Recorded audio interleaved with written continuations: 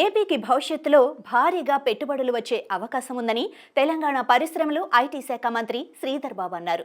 పెట్టుబడులు రాబట్టేందుకు చంద్రబాబు ప్రయత్నాలు బాగున్నాయని, వచ్చే 3 ఏళ్లలో ఏపీకి భారీగా పెట్టుబడులు వచ్చే అవకాశం ఉందన్నారు.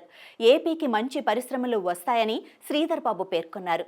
పెట్టుబడుల విషయంలో ఆంధ్రప్రదేశ్ వ్యూహాత్మకంగా వ్యవహరించిందని, చంద్రబాబు చాలా పెద్ద ప్రణాళికలతో దావోస్ వచ్చారని, చంద్రబాబు విశాల దృక్పథంతో ఉన్నారని అన్నారు. ఆంధ్రప్రదేశ్ అపార వనరులు ఉన్నాయని, విస్తారమైన సముద్ర తీర ప్రాంతం ఉండటంతో అక్కడ మంచి పరిశ్రమలు వచ్చే అవకాశాలున్నాయని తెలిపారు. పెట్టుబడుల విషయంలో ఏపీ నేతలు వ్యూహాత్మకంగా ఉన్నారని తనకు అర్థమైందని శ్రీధర్ బాబు తెలిపారు. ఆంధ్రప్రదేశ్కు ఉన్న అనుకూలతలు, పెట్టుబడులు పెట్టించేందుకు చంద్రబాబు ప్రయత్నాలు అల్టిమేట్ అని తెలిపారు. ఆయన మాటలు చాలా పెద్దరికంగా ఉన్నాయని అన్నారు. చంద్రబాబు శారీరకంగా చాలా దృఢంగా ఉన్నారని, దావోస్లో -11 సెంటీగ్రేడ్ ఉష్ణోగ్రతలో తామంతా స్వెటర్లు వేసుకుంటే చంద్రబాబు మాత్రం సాధారణ డ్రెస్లోనే ఉన్నారని చెప్పారు.